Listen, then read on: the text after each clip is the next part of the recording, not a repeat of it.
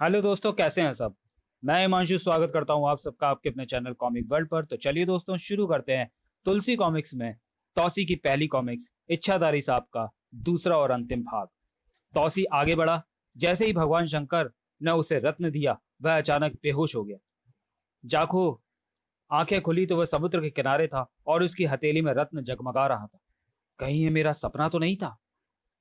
ऐसा क्यों ना करूं, एक बार किसी रूप में धारण करने के बारे में सोचूं। सोचकर भगवान शंकर के वरदान की परीक्षा लूं। सबसे पहले मैं अपनी अप्सरा का रूप धारण करूंगा। और अगले क्षण वह अप्सरा के रूप में था। उसकी खुशी का ठिकाना नहीं रहा। उसी शाम बाबा मंदिर में भगवान शंकर की मूर्ति के सामने समाधि में लीन थे कि अप्सरा वहां पहुंची। बाबा, बाबा, आंखें खोलो बाबा। जालिम जब्बर की कैसे अप्सरा आजाद होकर आपके पास पहुंच गई है। बाबा ने आंखें खोली। तू आजाद हो गई अप्सरा? हाँ बाबा। बाबा अचानक चौंके और फिर मुस्कुराने लगे। तू बाबा को धोखा देना चाहता है तौसी? क्या मतलब? इच्छाधारी सांप के परिवर्तित रूप से एक विशेष गंध निकलती है और बाबा उस गंध को अच्छी तरह सूंघ सकता है। आज सचमुच महान है बाबा। तौसी बाबा के पैरों में गिर पड़ा और वास्तविक रूप में आ गया। उठो तौसी। तुम्हारी दृढ़ इच्छा शक्ति और अटूट तपस्या के सामने तुम्हारा यह गुरु आज नतमस्तक होता है। मुझे इंद्रजाल तिलिस्म के बारे में विस्तार पूर्वक बताइए बाबा, जिसमें जब्बर ने मेरी अप्सरा को कैद कर रखा है। मैं जानता हूं अब तुम नहीं रोकोगे, इसलिए सुनो। इंद्रजाल तिलिस्म में दाखिल होने के दो रास्ते हैं। पहला रास्ता राजमहल के अंदर से जाता है, जिसकी मुझे विस्तृत जानकारी नहीं है। लेकिन दूसरा रास्ता राजमहल के पीछे से बहने वाली नदी से जाता है। तुम्हें इसी रास्ते से जाना होगा। नदी की तलहटी की जमीन में धसी लोहे की एक बड़ी बतख है। इसके ठीक उत्तर दिशा में तुम्हें एकदम सीध में जाना होगा। यह रास्ता बेहद जोखिम भरा है। बड़ी बड़ी वेल मछलियां, मगरमच्छ, हजारों पानी के जानवर अपना अपना अपना जबड़ा खोले तुम्हें निगलने की प्रतीक्षा में तैयार मिलेंगे। उसके बाद बाबा, अगर तुमने यह खतरनाक रास्ता पार कर लिया, तब तुम एक सुरंग में पहुंच जाओगे। इस सुरंग से निकलने के बाद तुम पानी विहीन धरातल पर होगे। वहीं एक विशाल बरगद का वृक्ष होगा और उस वृक्ष के चबूतरे पर तुम्हारा स्वागत करेगा इंद्र नाम का एक बेहद बूढ़ा मगर बेहद चालाक और बुद्धिमान सांप। इंद्र नाम है उस सांप का। हाँ बेटा, यही इंद्र इस तिलिस्म के द्वार का प्रहरी भी है और रक्षक भी। वह अपने जीते जी राजघराने के अतिरिक्त किसी अन्य अपरिचित को तिलिस्म में हरगिज दाखिल न होने देगा। मैं उससे निपट लूंगा। जोश में काम लोगे तब यह तिलिस्म तुम्हारी समाधि बनकर रह जाएगा। इंद्र बेहद शक्तिशाली है। उसके दांत में हजारों नाम हजारों नाग जितना जहर है। तौसी जोश में आ गया। मुझे किसी की परवाह नहीं, आप मुझे तिलिस्म के बारे में बताइए। उस बरगद की जड़ में ही वह रास्ता है जो तिलिस्म के उस बाग तक पहुंचता है जहां चारों ओर 100 से ऊपर कमरे बने हुए हैं। मेरी अप्सरा कौन से कमरे में कैद है, ये तो मैं नहीं जानता, लेकिन मेरा दिव्य ज्ञान मुझे संकेत कर रहा है कि वह वहां किसी एक कमरे में कैद है। मुझे आशीर्वाद दो बाबा। भगवान तेरे पवित्र प्रेम को सफल बनाए। उन क्षणों में मंदिर के दरवाजे पर जब्बर का एक जासूस खड़ा था। उसने छिपकर दोनों की वार्ता सुन ली थी। यह खबर महाराज जब्बर को सुनाऊंगा तो मुझे भारी इनाम मिलेगा। उधर तौसी ने राजमहल के पीछे बहती नदी में छलांग लगाई। छपाक! शीघ्र ही उसे नदी की तलहटी में लोहे की बतख मिल गई। वह उत्तर दिशा में बढ़ा, तभी उसका सामना मगरमच्छ से हुआ। मगरमच्छ ने उसे घायल कर दिया। उसने गुस्से में अपने शरीर को छोटा कर लिया और मगरमच्छ के खुले जबड़े में घुस गया। मगरमच्छ के पेट में घुसकर तौसी ने अपना शरीर इतना बड़ा किया कि मगरमच्छ का पेट फट गया। तौसी उसे तड़पता छोड़ आगे बढ़ गया। रास्ते में उसका मुकाबला वेल मछली से भी हुआ, लेकिन उसे भी पुरानी तरकीब से घायल करके तौसी सुरंग तक पहुंच गया।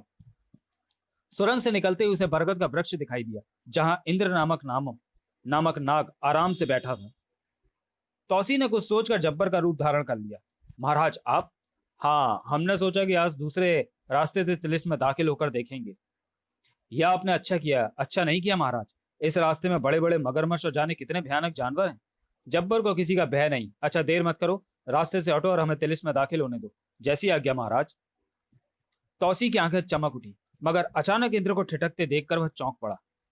तुम देर करके राजघराने का अपमान कर रहे हो?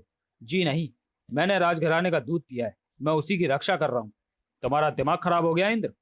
इंद्र के शरीर की कैचली हजारों बार बदली है और ये कैचली इसलिए नहीं बदली कि मुझे कोई बीमारी है, बल्कि इन बदलती कैचलियों ने जमाने के बदलते हजारों रंगों को अपनी आंखों से देखा है और ये आंख साफ देख रही है।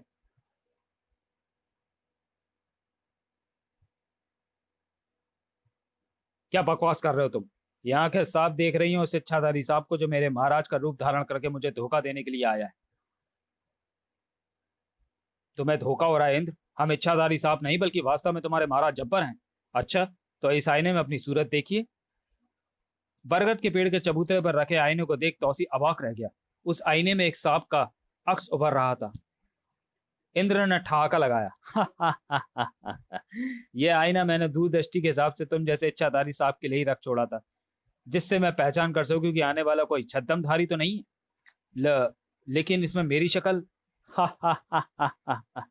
तुम तपस्या से इच्छाधारी सांप अवश्य बन गए, लेकिन तजुर्बे से पकी आंखें तुम्हारे पास नहीं है।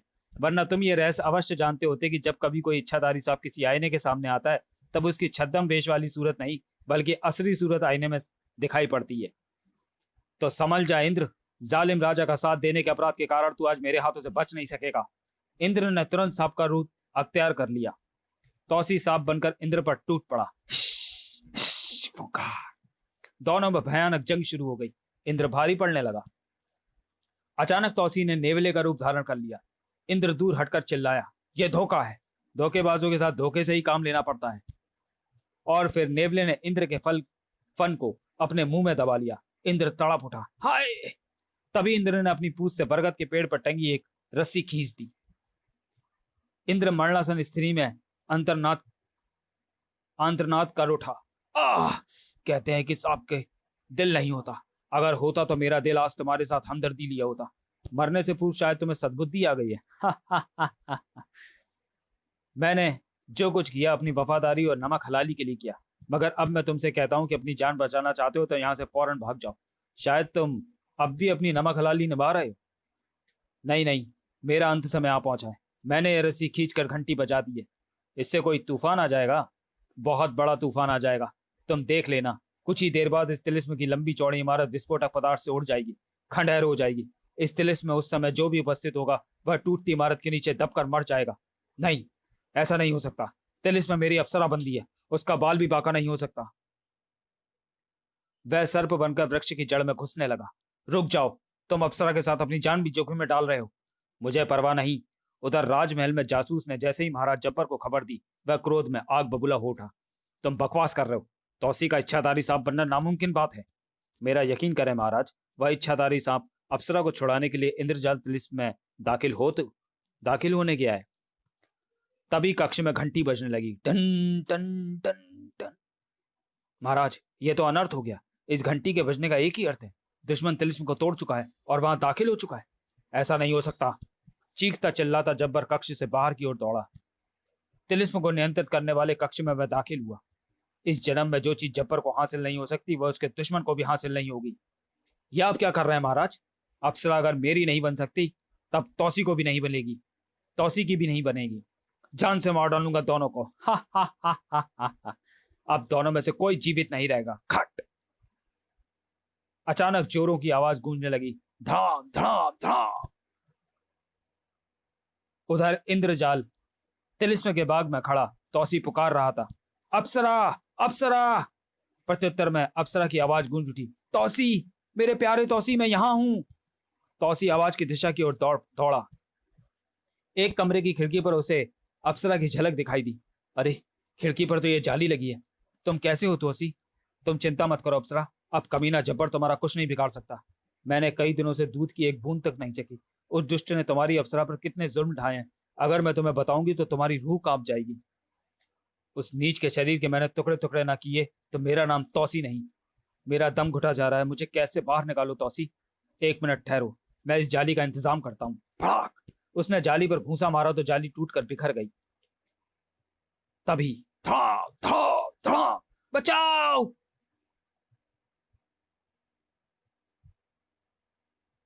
तभी कमरे की छत गिर पड़ी और अप्सरा एक पत्थर के नीचे दब गई। तौसी उछलकर ढहते हुए कमरे में दाखिल हुआ। मैं आ रहा हूं अप्सरा। पत्थरों को उठाकर उसने अप्सरा को निकाला।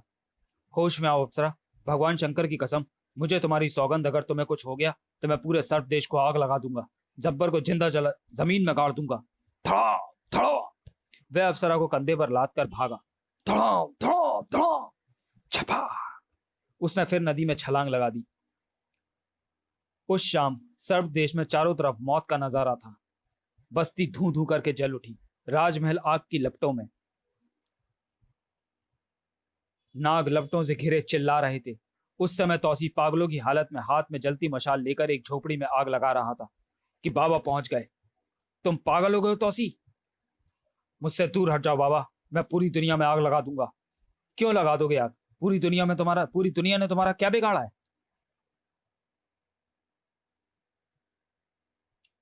यह मेरी अप्सरा की लाश है, मेरी अप्सरा मर चुकी है बाबा।